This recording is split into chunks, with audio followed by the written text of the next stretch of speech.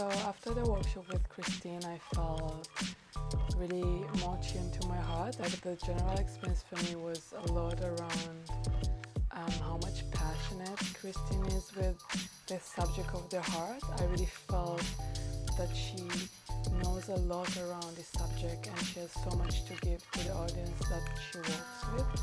And I felt my heart very much in that moment. So the biggest thing that I felt that I can take from the workshop with Christine is to be really courageous, to be honest with myself, with what I feel in my heart, and don't lie to yourself, and actually tap into what you feel and be honest with that, and allow yourself to live whatever is there, even if it's not pleasant. This workshop was the first workshop that I explored with human design. The knowledge around it was fascinating, so for me it was really powerful to learn more about this way of looking. I love Christine for her rawness.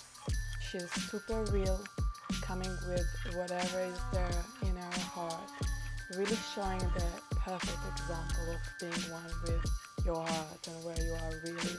And it allows other people to do the same. It's actually inspiration.